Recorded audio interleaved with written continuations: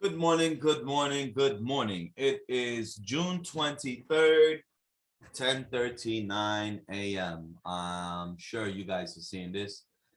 So this is what a choppy market looks like. Congratulations, you finally got to see one. I mean, this is madness.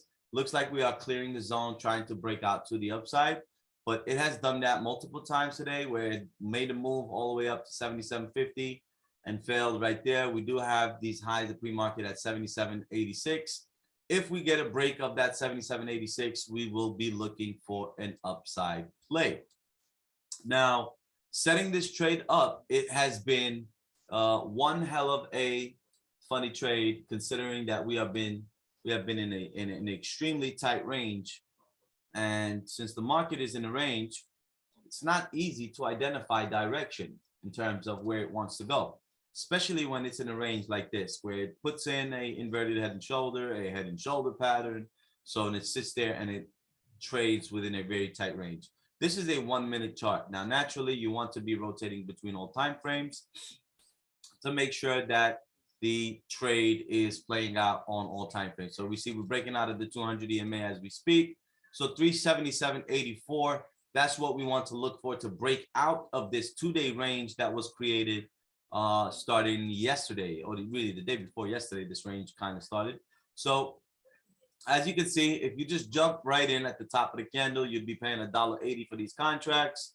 Of course, you don't want to be paying $1.80 for these contracts, because now they are $1.70, where you could be saving 10 cents or 15 cents. So what you want to be doing is you want to be buying when everybody else is buying, and you want to be selling when everybody else, before everybody else starts to sell.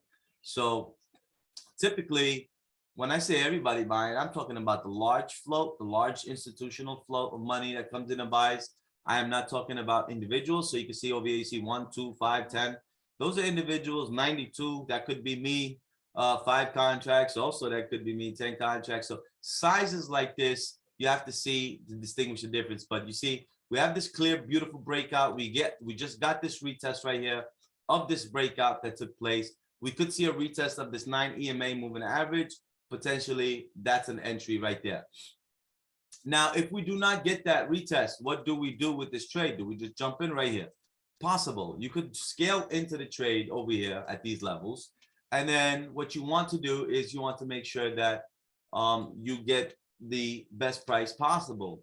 Now, the 3-minute candle, 5-minute candle, 15-minute candle are not implying that this move is pretty solid. So as you see, we just saw 448 contracts sold at 170. This is the ETF flow. So a lot of you ask me, how do you know what the next candle is going to print? Right here. I'm watching this 2,000 shares to the sell side. I don't see 2,000 shares coming in. High probability it closes red. They just did. Next candle, also the same thing. I see consistent sell side flow. So if that changes in the last 10 seconds of the candle, that could change. But as of now, 2,000 shares, that's positive, you see? So as of now, you can see that there's a quite equal distribution between buy side and sell side. So when you have equal distribution between buy side and sell side, and prices holding a breakout range, that's very, very, very interesting. Now, what you could do is, if you're not sure that this breakout will hold, you could trade these smaller size trades. But as you can see, 1,000 in, 1,000 out. It's in almost equal distribution, high probability of a continuation to the upside. So if you have a high probability of a continuation to the upside, you bang it out. You just hit the buy, and the trade should fill, and you see it over there. But now they just messing with us over a couple of cents. Come on, you got to be shitting me. I mean, I did put, oh, there it goes. It just filled. So it filled our contract over here, I believe, at 179. The contract's trading at 174 now. We're down about 5 cents on it. We are holding this breakout range that is taking place. But in the morning, we did have this so-called or sort of fake out zone where the market went above the previous pre-market highs and instantly came right back in. If we repeat that process, I will be closing this trade out. But if we don't repeat that process, then what ends up happening is this should run, and I need to be adding to this trade, because I only picked up, of course, 1 contract. Naturally, my smallest position size is 5 contracts, but I'm trying to stay objective and demonstrate to you guys exactly how to do this. So This is where the breakout was setting up, where we have low and then higher lows form as the market grinds, and we come back over here. If this fails, we might come right back over here. These contracts were trading at $1.12. You definitely don't want to be riding that. So typically, what's a proper risk to reward metric on a trade like this? These are next day expiration contracts. So you don't want to give yourself too much room on the trade, but you also don't want to give yourself too little room. Somebody's yelling. These guys are testifying in Congress, always yelling, always fighting. But now that you've established that you have a short uptrend that's forming, right? Even though we are within this range and we see a trend within the range. Now the trend is upwards and the trend could be retested at 76.50. Now we never want to ride that to that retest of 76.50 because 76.50 is a trade from 76.50 all the way to 77.30. Now, contracts are still trading at 175. We're down approximately 5 cents on the trade so far. But what do we want to do? We want to be actually accumulating into this trade, adding onto this trade. Now, the only reason I have not added this because this is the second 3-minute candle that closes without making any proper advancements. So you don't want to be adding to a trade that could potentially sit there and consolidate. Because as we go into consolidation, the contracts will lose more and more premium. But if you look over here, right here, you'll see now yellow 6,700 shares on the buy side. We don't see any 6,700 shares coming out, which implies that this move should push higher. Right now on this candle, it should find a way to push back high and come back towards 377.65-ish. So let's see, this candle hasn't closed yet and we're waiting for it to fully develop. But based on this flow, you got some sell side coming in to try to wipe out that 6,000. But we don't see no sell side of 6,000. We see some consistent on the buy side. And look at that. It's just like magic. It's literally just like magic. You can see what color the candle will print. That's the consistency in the flow. The consistency in the flow allows you to see buy side or sell side coming in. So 1,600 shares, that was a sell side order. I don't see 1,600 shares coming in anytime soon. Therefore, this will come back down. It's that simple. So it's hard to trade this kind of activity. But what are you looking for? You're not looking for these 1,200, 1,300 shares. They're too small, too insignificant. You're looking for the anomalies. You're looking for the 10, 12, 13, 17, 18,000 shares, 25,000, 57,000 shares.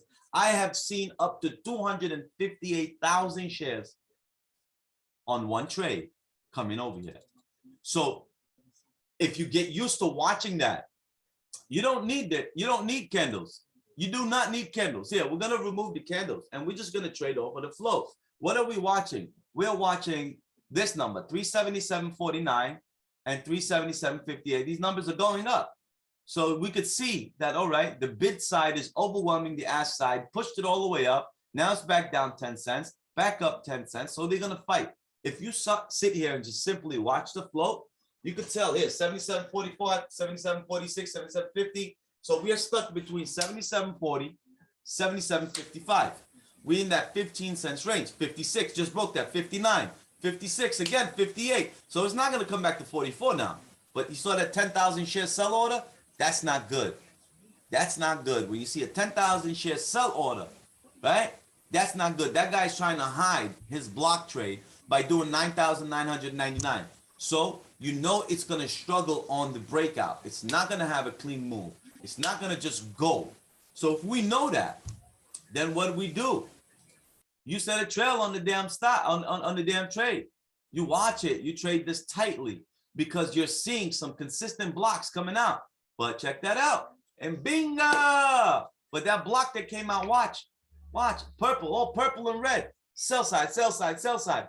Banging it out. I mean, it's like charm. But still, buy side is consistent and persistent. Consistent and persistent. Whoa! It's only one contract. What am I doing, man? I don't even know what am I doing with this one contract. I can't even sell it now or trade it the right way.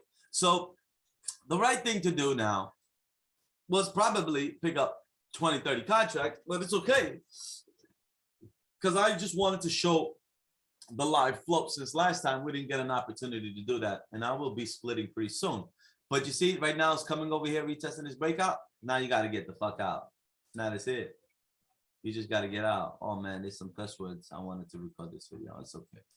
But you see on this breakout now, what give me that sign of, hey, potentially this thing is going to get kharab. We saw the 10,000 shares come in far before this candle ever printed a rejection candle. But no need to sit there and wait.